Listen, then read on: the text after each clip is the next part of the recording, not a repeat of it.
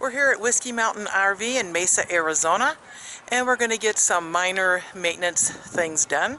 We're able to stay in our rig at nighttime after they've been working on it during the day, and I did an interview with Barry and Deana Ferguson. Some very interesting information regarding DRVs. We're Dave and Karen from Watts on Wheels, and we sold our sticks and bricks to RV full-time now that we are retired. We travel with our heavy-duty truck Leroy, our two K&N motorcycles, our DRV Dixie, and our smart car Zippy. Don't forget to subscribe and click on that bell to be notified when we post a new video. Here I am with Barry and Deana Ferguson, and we bought our RV from you guys in 2017, sight unseen. Wow. And it's hard to believe it's been that long already. We came back and visited you in 2020 because we had a blowout and it tore out the side trim and did some other damage. Yeah. So we came and visited you then, and we did the interview that's on your website, right, linked in the description below. And you guys fixed this all up at that point. So we haven't seen you for 2 years. Yeah. Now we're back for just some minor stuff. quick 2 years. Yeah. And minor stuff. Yeah, minor stuff. And you know what I really noticed is that you're in a different location. Oh yeah. So I want to start with what prompted you to move? Oh well, first of all, we just simply outgrew our other location. We just simply outgrew it. We had retail space for 7 units. Mechanics were working outside. We were parking them all over the streets and moving them all the time. So we just decided it was time to get another building. And it's been fabulous ever since. Yeah. Things are incredible. How many units are here now? I counted yesterday because it's getting near the end of the month, and we have 36 DRVs here. Wow. 36. Right. Yeah, I don't We're think full there's. though. We got a lot. I don't think at a rally or any other dealer there's a collection of 36 DRVs in one spot. Really? Well, how many of them are sold or for sale? I'd say half of them are here for service, and half are here that belong to us, and then they're in various states of getting ready, or they're sold and we're getting them serviced, or they're just coming in. We're starting a process of inspection. It's a lot of coaches. We try to keep our inventory up, but it's becoming extremely difficult in the last, I don't know, 6-8 months. I feel like when we get them, we sell out, then we rebuy, then we sell out. They Seems sell, to be our process right now. yeah, they sell Yeah. while we're trying to stage them for pictures. People are walking in and out of them, and we're Yeah. saying, hey, Deana can't even take her pictures, and then they say, it doesn't matter, we're going to take it anyway. Oh, well, there you go. Yeah, so it's Yeah. good. Yeah. Yeah. And you can also try to locate a DRV for somebody Yeah. if they want one, a Yeah. used one. We ask them to send me their email address. I printed out their specifications. I put it in a book. When we are looking to buy a coach or got one on trade or whatever, I try to text the people so that they can at least see it when it sits on our website. I don't bother them.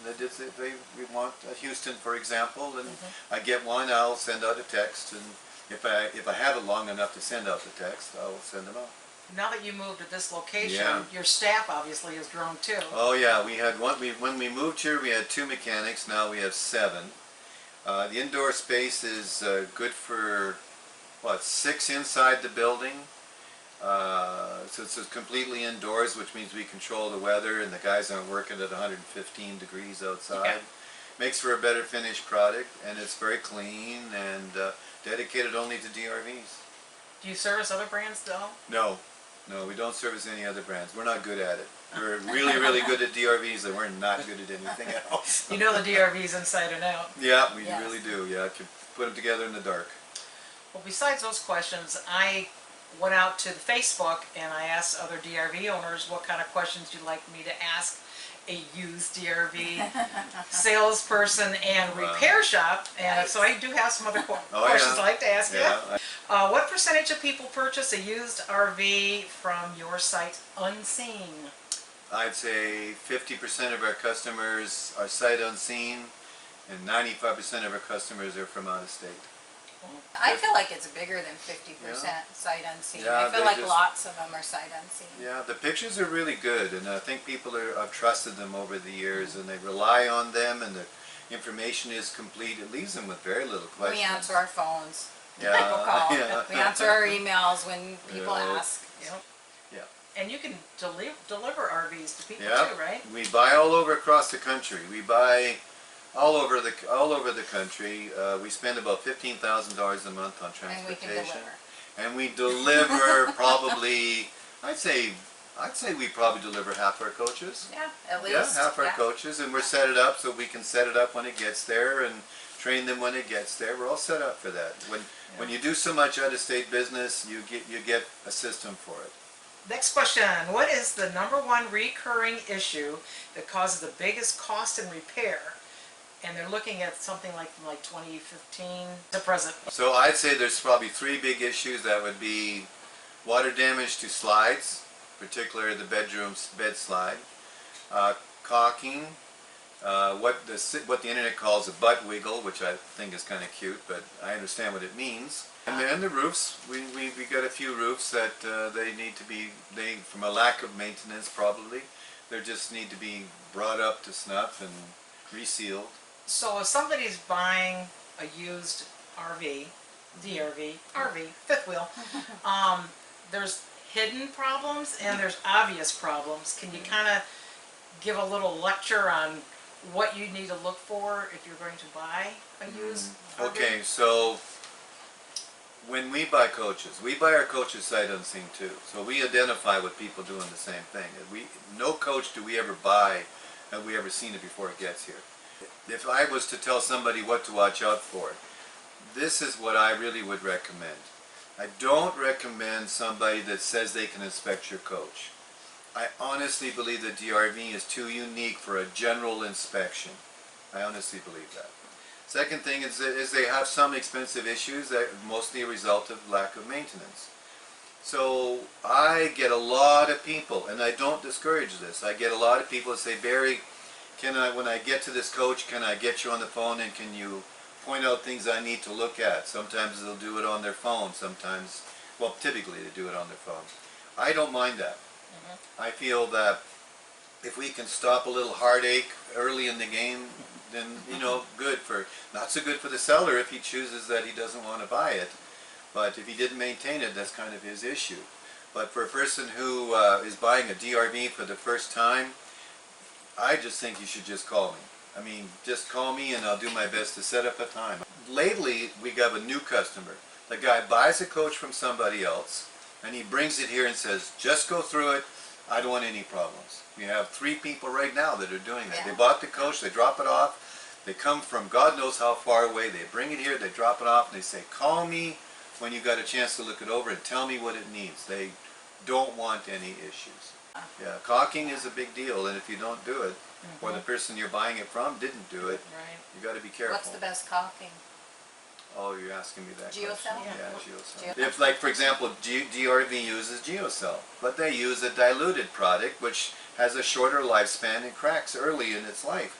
The parent product, Geocell, is a great product, and that's what we use to reseal the coach. It takes a lot longer to dry, but it lasts a lot longer and stays clear. It's almost invisible. It's really cool. How often should you remove old caulk and put the new caulk on? I don't think a private individual should ever do that. Ah, Honest to God, I do not. I tell some well, how customers often should they bring one in? they should have it checked every couple of years. Yeah. They should, and I'll tell you what, I see so much bad caulking that makes things worse when people go to Home Depot and buy their stuff. It makes it worse. It traps water, so I don't recommend anybody doing it. Okay. Yeah. Now you give a 1-year warranty with all of yours, don't you? Every coach has a 1-year warranty. Go to anywhere in the United States, we buy it, so you don't have to come to us to get it fixed. Serviced, yeah. Yeah, we buy it, and it's good anywhere. But we do want people who buy from us to call us with their issues, because lots of times we can be helpful, or send them minor parts that they need to get going, or get them serviced before the other people can't come for 2-3 weeks. Yeah. What is the, you may have already answered this, but what is the hardest repair? Is it the slide floors that you were talking about? or Slide something floors else? are there's a lot involved. You There's have a lot to- involved, but I got 2-3 guys now Yeah. that can do it. It's really good. It's typically to do it right and build. We build their own floors. And a lot of people don't realize that. I talked to Slade. Slade uses other floors. The rolling retreats? The rolling retreats, yeah, he uses another floor, and I rely on him for a lot of my education early stages. We build our own floors. We use marine board, which is not sensitive to water damage in the future. It seems unfair to install a product that's just as water absorbent as it was before. You know, it's one of my pet peeves. We make them out of marine board, and they're 1 inch thick. They go right in. I have no problems. No problem. If you forget the caulking, it's far less likely to do any damage. Used and new has its own issues. I've come to realize that selling new is a special job, and selling used is a special job, and it's extraordinarily difficult to do both.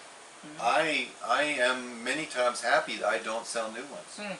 I love to I'll send the customer to rolling retreats and they get taken care of there. What do you recommend RV owners use on their roof to keep clean and trouble-free? First, stay Not off my the roof.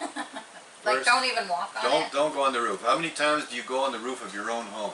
So we don't want people to go on the roofs. Where you walk and how you go up the ladder, that's risky, and you can damage a coach. However, people who do know what they're doing, we recommend you wash the coach completely once a year, get all the crap off the roof, and wash it, reseal only as necessary. And for God's sake, stay away from the gypsy guys that are going through parks selling all kinds of stuff you don't need. What about like the coating? I think that I've called Dicor many times. I've asked about their roofs. These EPDM roofs are fabulous roofs. They last over 20 years with minor work. Minor work. All these other roofs, I'm not so sure what they do, you know. What kind of cleaner and or wax do you recommend on the outside? Don't recommend anything. Our detail shop does it all for us. We don't do that. They make a heck of a mess when they're cleaning coaches, and we're no part of it. But there are some good waxes out there. Carnauba waxes, any Carnauba wax is usually really, really good. And the Groits, they're Groits, I think that's how you say it. They have good products. Good Groits? Groits, yeah. I buy their products to do like floors, carpets, because I spot clean before I take pictures, and I'll use their spray products for the outside too. So I like that product line. Okay, next question. What is the worst or craziest thing you have seen that you had to repair? The coach that came in with literally a hole in the kitchen. A rotted out hole In the floor? In the floor. Oh, In really? the middle of the floor. In the middle of the floor? Yeah. In the middle of the Yeah. floor, you could see to the underbelly. Yeah. Oh my! Right? Yeah. To this day, we don't have any idea what it caused it. Or how long it took it to get like that, but when we saw it, it was literally a hole in the floor. Tiles were falling into the hole. But we had a mechanic named Chris, and he did a fabulous job. Yeah, He it did was a fabulous solid. job. Absolutely better than Yeah, he did a factory. hell of a He did job. an excellent job. I know you do customizations. So if somebody wants to buy a used DRV and they go, well, I want you to change up the floor and I want something done with the cabinet. What can you or can't you do? Except for moving walls. We can repair walls, but except for we cannot move walls. After that, there's nothing that we can do. We Nothing. can put in a fireplace if it doesn't have a fireplace. We can install an oven if there is no oven. We can go from, if you want a different microwave, if you want gas over that induction, or vice versa. But I mean, we can pretty much king to queen, queen to king, Oh, any of those. There's a lot of stuff that every dealer can do, adding a generator and all that kind Bigger of stuff. TVs, We do all that. But satellites. yeah, there's a lot more that we do. Add third ACs, customize laundry rooms, add countertops. all right. Another question for you. Yeah. In your experience, are you seeing better or worse craftsmanship with the factory with the newer units? Okay, you remember when Thor bought DRV? January 5th, 2015. Around that time, soon after and before, there was a lot of speculation that this was not good for DRV. While I'm in the completely opposite camp. It was a hell of a good thing for DRV. Now I'm getting my customers saying they're afraid that with COVID and all this that maybe the coaches won't be as well built. And I am hearing from people that they're worried about this or that. I talked to the factory about it, and it's hard for them when they get parts and then don't get parts. It can only go so far, then they got to stop. That stop and go is creating a problem. And I do think we see a screw, an Allen screw puncturing something, or a piece of wire that's come loose more than we did before. But from a structural point of view, which in my opinion is why people buy DRVs, that has not changed. That is every bit as good. They're improving their brakes. Not that there was anything really wrong with them. They're continuing to improve the screws that hold the moldings on, the quality of the paint. Everything is getting better and better. So what everybody worried about back then just didn't come to fruition. I think that if they're having a problem at the factory right now and it's resulting in little issues, I think the bigger problem is getting a dealer that knows what they're doing to fix things, and I don't think that is there right now. Then pass that on to the, like do Yeah. a little recon at our, like at the dealer, like Slade and Alicia go through their new coaches and make sure Yeah. all the trim pieces are on there properly Right. and all the doors open and close properly and stuff, Right. but I don't know if any other dealer really goes through them like that. Based on what And I we think see, that's kind of based on what's what we happening. see, I think that is definitely a shortfall. Yeah. Dealers that sell multiple brands don't appreciate that a DRV coach and a DRV owner is completely different than the guy that buys a trailer. And they have difficult time dealing with it, and I think that's the bigger problem today. I think the weakness, the COVID weakness in things built during that time frame is fit and finish. Right, there's a little bit of Just fit and the finish. fit and finish stuff is not, the big items seem to be okay, but the fit and finish items seem to be, like, just need a little extra push. Yeah. Well, my understanding was it's hard to get parts, for one thing, and then getting people to work is another Yeah. problem. And like Yeah. you're saying, if they're starting and stopping and starting and Yeah. stopping on a coach, it's gotta be, Right. Yeah, little tough. I Yeah. think it is tough on DRV, and I think that they're doing at least as good a job, if not better, than anybody else. This is a problem for everybody, yeah. but it's not structural. They've Right. made big improvements to, like you look at water damage. Now they screw all the moldings the outside of the coach. I think that was an idea that Slade came up with years ago. But they're doing that now, and that'll bear fruit 2 years down the road. You know, make it less maintenance and less problematic. I think that's all good. Every coach I see every year, there's always something that they're doing better. So are you seeing more warranty work in the last couple of years versus say 3, 4, 5 years ago? I wouldn't say that, would you? Really, I absolutely think we are, to be honest with you. Well, is it because Warranty work. Yeah. Yeah, but that's because we're bigger. Maybe because it's our own popularity as well, Yeah, but. it's but, our market share is tremendous, and Yeah. people are on growing. Yeah. average people travel 1,500 miles to buy and 900 miles to service. 900 miles to service it. So I think it's just our increasing market share that's making this more and more work. Yeah. And but again, you know, for the most part, DRV is cooperative. They help us with the parts. Oh, absolutely. What I am seeing is dealers who sell multiple brands are the ones that are having the biggest problem. They don't know DRV as much as they should, and they don't know how to fix it as much as they should. Remember, I don't want a phone call. I don't care what it costs. I don't want a phone call. So if something needs to be fixed, it's going to get fixed. I sometimes feel like we take a lot more time to fix something than Oh, other yeah. people, so Yeah. we're slower at it. Like our service department is probably slower at doing a lot of installations and Yeah. adding a new water heater or whatever it is, because we just take more time. It's Yeah, and we- we're doing more and yeah, more more of it. detail. Oh, more my detail. gosh. Yeah, we take Yeah. more time, and maybe we're just more methodical. 50 to 70 hours to properly service a coach. Okay, and we're not just servicing, we're essentially restoring these coaches. And there's no holds barred. I mean, we've had access to parts, we got access to mechanics who know what they're doing. There's no reason for us not to do something, no matter what we do. There's always something that can go wrong. Okay, there's just anything can go wrong at any time. And when a person is moving into the coach for the first time, that is a very challenging period of time for them and for us. They'll find something that didn't work, and it worked before it left here. We don't say it worked before it left here and it's your problem now. Okay, what's wrong with it? We know it worked before, it's going to work again. So just tell us what's wrong with it.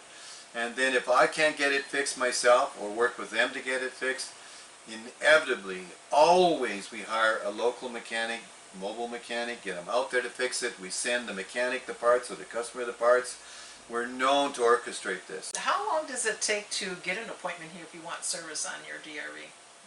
Depends on the time of year. Yeah? Like right now, Yeah. it's tight. We're probably booking 8 weeks out right now, and that's Really? Yeah. 8 weeks. Wow. 8 weeks out right now. Yeah. Yeah. So probably the winter it's 8 weeks, and probably summertime maybe 3 weeks. Yeah. Summertime So is less. and it depends to your job. You know how big Yeah. the job is. If you're staying in your coach or not. Yeah, we those are we have variables. arrangements for people to Yeah. stay in their Have to coaches, order as you parts know. or not. You know, a lot of Yeah. there's a variables. The biggest problem with doing service with customers is they make an appointment and they list 4 items. Oh, yeah. And then they get to the front desk and You. the 4 items becomes 20 items, and then you say to yourself, well, we need parts for that, or we need more time for that, and then you get 4 or 5 people doing that, and all of a sudden your scheduling is all thrown off, and you can't get them done the way you wanted to Most get them people done. are super understanding about the Yeah. parts and time and when they They are. add stuff. I mean, most people are very Yes. reasonable. They are very, Yeah. very reasonable, but it still doesn't mean that we don't stress Yeah. over trying to get it done, you know? Yeah, Because yeah. they don't want to sit in our parking lot for very long. Yeah. Yeah, I got one last question here. yeah. What do you think the outlook will be for the sale of RVs, new or used, in the future? Because you know we went through that whole, everybody was buying like crazy during COVID. And Yeah. You see, now, I have my own theory about that.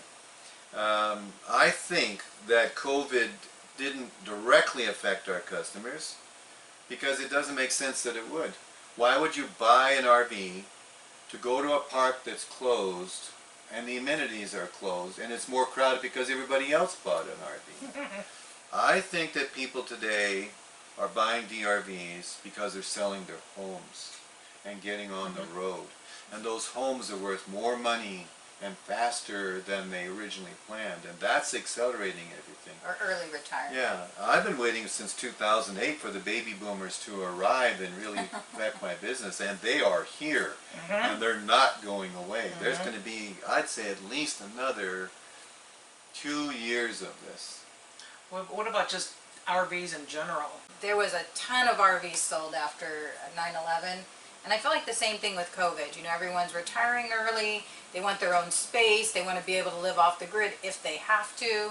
And it's just a safe space for everybody. I think it's the same kind of mentality. Yeah, I think retirement is definitely accelerated. Retirement, yeah. Retirement is definitely accelerated, but 80% of our customers are selling their homes. 80%? Oh, They're going full time. Oh, yeah. Oh yeah, that's a big, Tons of big them. deal. Well, that's why they're buying DRVs. Are you full time? Yeah. Yeah, they're full time. Yeah, a lot of our customers are full time. They're going to live in them, and they want to know how cold can it get, how hot can it get, and all that kind of stuff. And this is I want to mention this. The most asked question I get is that what do I feel is DRV's competition? And I say there is none. There is none. But I'll ask you a question. What do you think is DRV's competition? And inevitably, it's say Riverstone, Grand Design, Montana's, and I say between the brakes and the frames and the walls and everything, that's not true. That is simply not true. But I do feel that there's people who don't need a coach like full time, and they don't need it to be down to -10 and 115 degrees. Maybe they don't need a DRV. But the mistake is if they think they do need that, and then they buy that brand and find out it doesn't cut it, then that's because we see those people all the time. Right. All the time. Do you take trade-ins? We just any non-DRV trade-in, we consider it, but we just try to keep it down to a minimum. People don't come to our lot looking for other products. They only come here looking for DRV.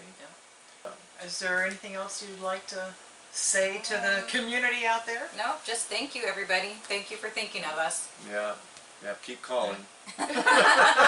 Stay in touch. Yeah, stay in touch. Yeah, we're here for the long time. Yeah.